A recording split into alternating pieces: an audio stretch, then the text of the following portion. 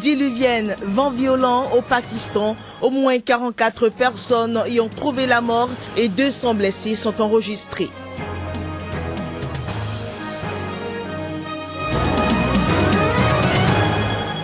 Au Togo, le taux de participation à la présidentielle est nettement faible comparé à 2010.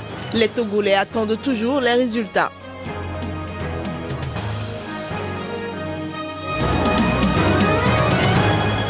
Législative au Bénin dimanche, le vote terminé tard dans la nuit, les résultats partiels sont attendus.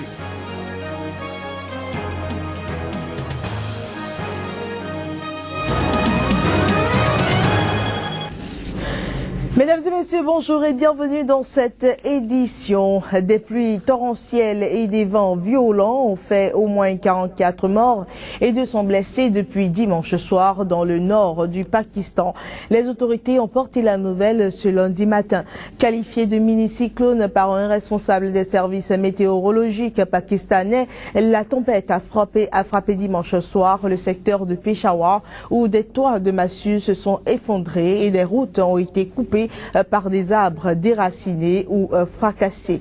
Des pylônes électriques se sont aussi effondrés d'après les autorités qui tentent ce matin de rétablir le courant à Peshawar et dans les districts voisins de Nowshera et Chassada. Nous y reviendrons plus amplement. Au Burundi, l'annonce du président Pierre Nkurunziza à se présenter pour un troisième mandat suscite de vives réactions. Des heurts ont éclaté dimanche à Bujumbura entre forces de l'ordre et manifestants qui entendent protester contre la candidature formalisée samedi du président sortant. Des émeutes ont éclaté entre manifestants et forces de l'ordre à Bujumbura, occasionnant le décès de 2 personnes. Les heurts font suite à l'annonce du président sortant Nkurunziza à se présenter pour un troisième mandat. Au cours des affrontements, plusieurs personnes ont été blessées et une dizaine d'autres arrêtées. Précisons que, outre la répression des manifestants, les émetteurs relais des 3 principales radios indépendantes du Burundi ont été coupés par le gouvernement qui les accuse d'inciter les populations du Bujumbura au soulèvement. Rappelons que 130 autres cadres burundais ouvertement opposés à ce troisième mandat ont été évincés ces dernières semaines. Certains ont été emprisonnés et d'autres ont choisi la clandestinité, disant craindre pour leur vie. Plusieurs milliers de Burundais ont d'ailleurs déjà fui au Rwanda voisin, terrorisés par les menaces des pro-Nkurunziza qui traquent les opposants au président sortant. Voilà, à peine plus de la moitié des électeurs togolais se sont rendus aux urnes samedi pour élire leur président. Un scrutin à un tour d'Anfor Yacine Bey, le chef de l'État sortant, est favori. 3,5 millions d'électeurs étaient appelés aux urnes au Togo. Mais selon la Commission électorale nationale indépendante, le taux de participation de l'élection présidentielle de samedi a avoisiné les 53 à 55%, une mobilisation a priori bien inférieure à celle de la présidentielle de 2010. En résumé, les élections se sont déroulées dans la sérénité et sans incident majeur. Le processus électoral de 2015 s'est déroulé dans le calme et que l'organisation logistique que la CENI a mise en place a permis au bureau de vote de pouvoir fonctionner et d'être à la disposition des électeurs.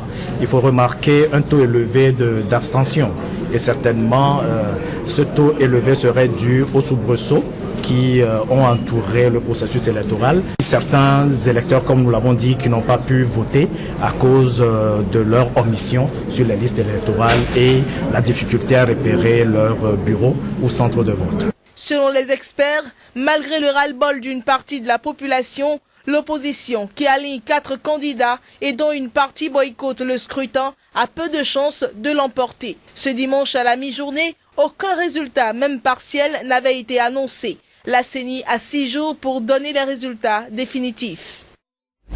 Disons que hier dans la nuit déjà 80% des voix étaient disponibles et la CENI avait convoqué les états-majors des partis politiques pour une rencontre d'urgence. Pour le compte de l'élection présidentielle d'octobre, le président sortant Alassane Ouattara a été investi samedi à Abidjan, candidat unique de la coalition au pouvoir en Côte d'Ivoire. Le président gabonais Ali Bongo Ondimba était présent à cette convention d'investiture. C'était dans le stade Félix Houphouët-Boigny d'Abidjan. C'est donc l'ensemble des partis oufouettistes, les militants du RDR, du RHDP, qui comme un seul homme ont décidé d'apporter leur soutien au docteur Alassane Ouattara. C'est fait. Alassane Dramane Ouattara, 73 ans, grand favori à sa propre succession, a été investi samedi, candidat unique de la coalition au pouvoir en Côte d'Ivoire, en vue de la présidentielle d'octobre. Le président ivoirien Ouattara avait été officiellement déjà désigné le 22 mars, candidat de son parti, le Rassemblement des Républicains, pour le même scrutin. Cette élection est cruciale pour la Côte d'Ivoire, qui sort d'une décennie de crise politico-militaire.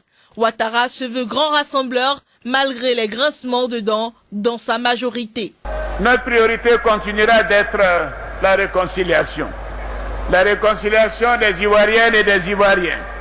Même si beaucoup a été obtenu dans ce domaine, après la déchirure provoquée par la grave crise que notre pays a traversée. Notre rassemblement est la seule chance de stabilité politique et de développement à long terme pour notre chère Côte d'Ivoire.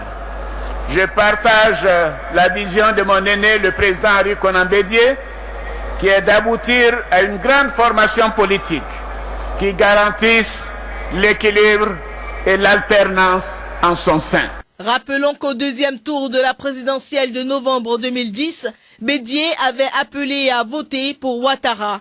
Il l'a ainsi aidé à l'emporter face à Laurent Gbagbo. Aujourd'hui, alors que Gbagbo attend toujours d'être jugé à La Haye par la Cour pénale internationale pour crimes contre l'humanité, le président Ouattara apparaît comme le grandissime favori de la prochaine élection. Le Front populaire ivoirien FPI n'a toujours pas décidé s'il se lancerait ou non dans la bataille.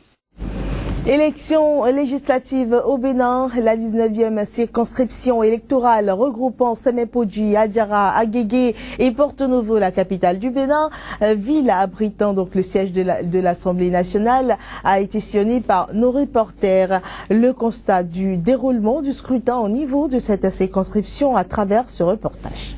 15, 20, 30, voire 1 heure de retard. C'est le constat dans l'ensemble au niveau de la plupart des bureaux de vote dans la 19e circonscription électorale. Mais l'opération, une fois démarrée, les électeurs, à pas feutrés, se sont vaille que vaille acquittés de leur devoir civique. Mon sentiment et mon impression n'est qu'une impression de joie, de très grande joie. Et vous aurez le temps de constater ce soir la fièvre, l'ambiance du grand jour.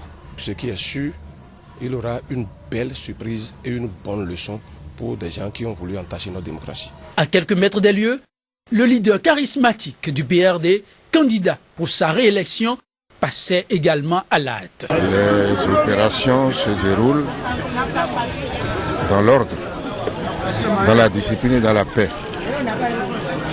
Je voudrais donc profiter du fait que vous me présentez votre micro pour féliciter tout le peuple béninois. Hier encore à 15h ou à 16h, le président Yahibouni était encore en campagne, inaugurant soi-disant un hôpital pour lequel il n'y avait ni financement, ni plan, ni budgétisation. Donc c'est de la campagne électorale pure et simple, c'est de la provocation. Pendant que le vote est en cours, par endroits, les électeurs, n'ayant pas retrouvé leur carte d'électeur, ont eu droit à une seconde chance. Nous avons une décision sous la main. C'est par le biais de mon président Koslepi que les cartes ont été envoyées au niveau de chaque arrondissement le jour du vote. C'est l'instruction qui vient du CNT là-bas. Mais l'opération, peu ou prou quadrillée, a tout fait de tourner ça et là à des scènes de fraude. Là, vous avez en votre possession combien de cartes? 1, 2, 3, 4, 5, 6, 7. C'est un cas purement et simplement de fraude. Vous n'avez pas votre carte dedans. Là, monsieur, prenez les cartes et les services compétents viendront gérer la situation. Dès cet instant, vous ne bougez plus, monsieur. Dès cet instant, vous ne bougez plus. La candidate tête de liste FCBE de la 19e circonscription alertée se dit horrifiée et dit espérer que de ces actes ne resteront pas impunis. Je peux qualifier ça d'ouverture déjà à la fraude. Quelque chose dans le genre qui se prépare déjà dans Porto Novo. C'est dommage et c'est très malheureux. Et l'autre chose aussi, dans le 5e arrondissement, à Topota, les gens ont voté, mais en retour, ils n'ont pas mis l'encre indélébile, comme l'a prévu la loi, sur le pouce. Ça veut dire qu'on permet à nouveau à ceux-là d'aller revoter à nouveau. Donc si je fais recours, soyez pas surpris. Des 83 sièges à pouvoir à l'issue du scrutin, 5 sont en jeu au niveau de la 19e circonscription.